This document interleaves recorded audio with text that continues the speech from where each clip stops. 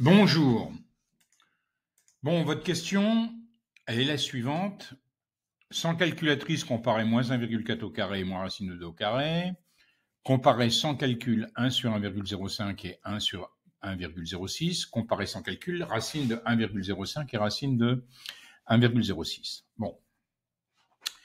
Cet exercice, il fait appel à ce qu'on appelle les fonctions de référence que vous êtes censé connaître. Je les ai mises à droite. La fonction carré, qui a x associe x au carré, d'accord? L'image de 5, par exemple, c'est 25, l'image de 4, c'est 16.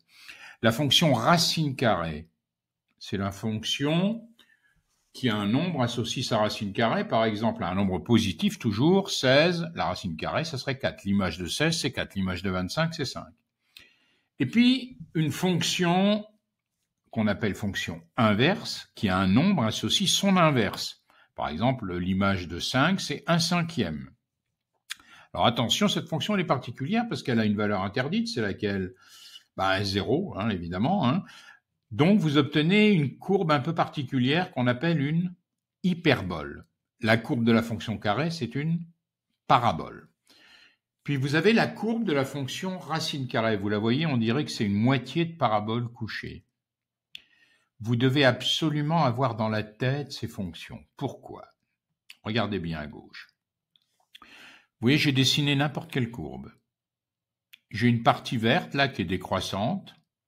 Elle continue, mais moi, ce qui m'intéresse, c'est la petite partie verte, là. Elle est décroissante.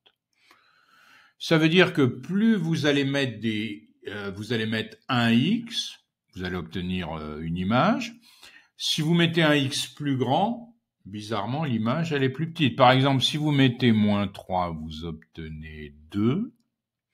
Si vous obtenez moins 2, vous obtenez une image plus petite, 0,5. Regardez en bas, on a bien moins 3 qui est plus petit que moins 2. Mais si vous prenez les images dans cette partie décroissante, elles sont dans l'ordre inverse. f de moins 3, c'est plus grand que f de moins 2. Forcément, puisque votre courbe, elle descend, entre guillemets. Là. Photographiez bien ça. Ça va vous servir tout le temps, là. La partie bleue, maintenant. Vous voyez, cette partie bleue, bon, c'est une partie qui est croissante, on est d'accord. Plus vous allez mettre un x grand, plus les images respectives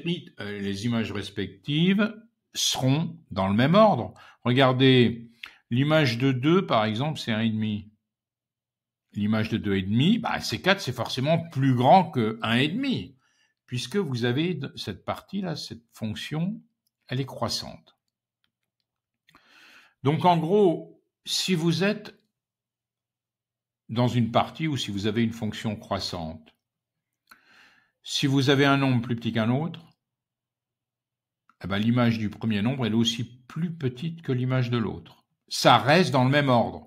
2, c'est plus petit que 2,5, donc f de 2, c'est plus petit que f de 2,5. Si vous êtes sur une partie décroissante, comme à gauche, moins 3, c'est plus petit que moins 2, ok, mais f de moins 3, c'est plus grand que f de moins 2. Alors réfléchissons.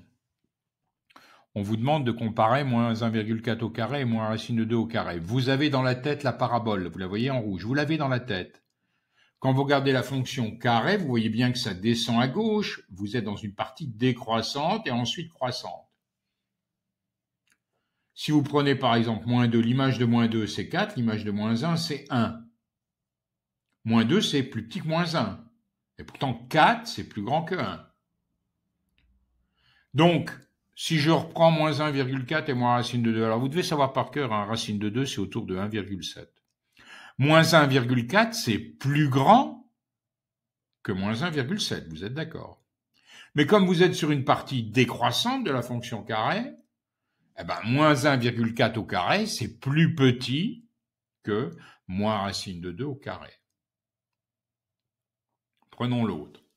La fonction inverse, elle est tout le temps décroissante. Regardez bien, elle est tout le temps décroissante. Donc, si vous prenez 1,05 et 1,06, 1,05 c'est plus petit que 1,06, mais comme la fonction inverse est décroissante, 1 sur 1,05, c'est plus grand que 1 sur 1,06. Enfin, la fonction racine, vous l'avez en tête, elle est croissante. Elle est croissante, on a bien 1,05 qui est inférieur à 1,06, donc racine de 1,05, c'est également inférieur à racine de 1,06. Ça reste dans le même ordre parce que la fonction est croissante. Donc, vous voyez, il faut absolument que vous photographiez ces courbes. Vous les avez tout le temps en tête et ça vous aide à répondre à ce genre de questions.